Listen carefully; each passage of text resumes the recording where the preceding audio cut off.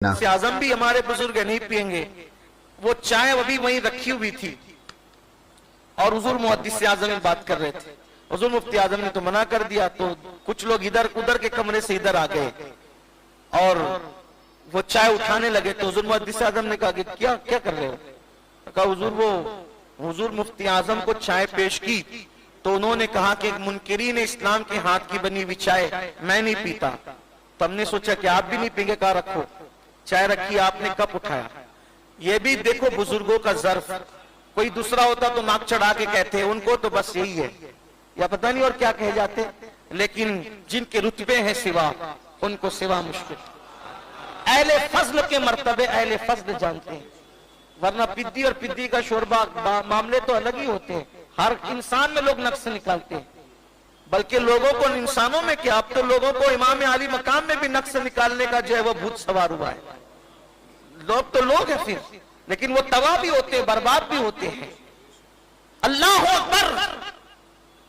जब हुजूर मुहद्दिस आजम के सामने ये बात रखी गई कि मुफ्ती आजम ने चाय नहीं पी, तो हुजूर मुहद्दिस आजमीन ने कप की तरफ हाथ बढ़ा के मुस्कुरा के फरमाया, उसको लिया और एक चुस्की ली, उठा करके पिया, चुस्की ली और फिर वो लोगों को बताया वो उनका तकवा था, ये उन्हीं का फतवा है।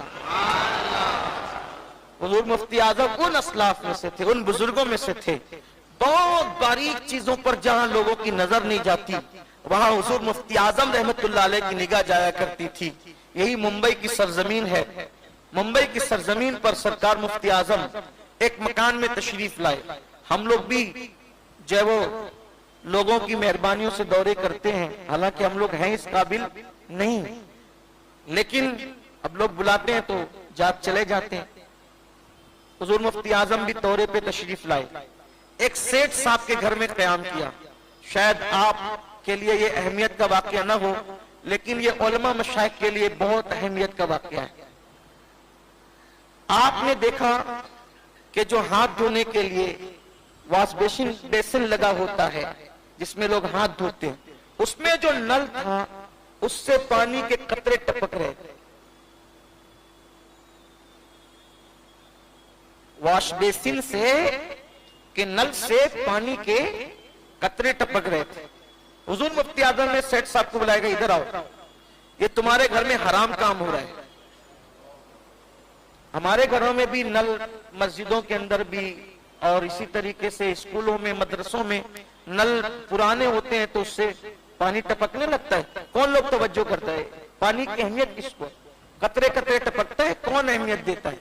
हुजूर मुफ्ती आजम वो मर्द कलंदर का नाम है, यहां से आप उनको समझे मुफ्ती आजम कौन है। ये नहीं सिर्फ कि वो आला हजरत के बेटे थे, वो आला हजरत के बेटे थे, मगर वो खुद इतने आला थे कि अगर उनके किरदार को लोग देखने जाएं तो लोगों की टोपियां गिर जाएं, लेकिन मकाम मुफ्ती आजम की बुलंदी नजर न आए। हुजूर मुफ्ती आजम ने उस सेठ साहब को जिसके घर में क़याम पजीर थे, हालांकि सेठ मुरीदों को कौन टोकने की कोशिश करता है, इसलिए कि दोबारा ना बुलाएंगे तो रुकेंगे कहा? वही मुंबई जैसे इलाके में। यहाँ तो जब वो आज जब वो हालात रुकने के लोगों के लिए मुश्किल होते हैं, तो ये तो आज से तकरीबन निस्फ सदी पहले की बात हो रही। हुजूर मुफ्ती आजम रहमतुल्लाह अलैह, तेरे घर में हराम काम हो रहा है, ये जो पानी टपक रहा है ना इसराफ है, और इसराफ इस्लाम में हराम है। ये पानी के कतरे टपक रहे हैं, ये नल दुरुस्त करना। उसने कहा जी हुजूर कर लेंगे, और उसके बाद हजरत चले गए। आई गई बात हो गई। दोबारा मुफ्ती आजम ने फिर तशरीफ लाए। जब आए तो फिर वही हाल। फरमाया मैंने तुझे कहा था ना कि ये नल दुरुस्त करना, ये पानी के कतरे टपक रहे, हराम है, इसराफ हराम है, पानी ऐसे जाया नहीं कर सकते, नल दुरुस्त करो। जी हुजूर अब कर लेंगे। फिर उसने आई गई बात हो गई, बात खत्म हो गई। फिर चले गए। कई दिनों के बाद जब वापस तशरीफ लाए, हुजूर मुफ्ती आजम रहमतुल्लाह अलैह ने अपने खादिम से फरमाया सामान उठाओ, अब हम यहाँ क़याम नहीं करेंगे। सामान उठाओ, अब हम यहाँ क़याम नहीं करेंगे। क्यों? इसलिए कि जिस घर में हराम काम होता हो उस घर में मुस्तफा रजा क़याम नहीं कर सकता। या तो नल दुरुस्त करो या तो हम चले। और हुजूर मुफ्ती आजम रहमतुल्लाह अलैह ने उससे नल दुरुस्त करवाया। ये हुजूर सैयदी मुफ्ती आजम रहमतुल्लाह अलैह का तकवा था। हुजूर मुफ्ती आजम रहमतुल्लाहि ताला अलैह की करामतें तो बहुत बयान हुई, लेकिन मैं उनके तकवे पे बात करने लगा हूँ।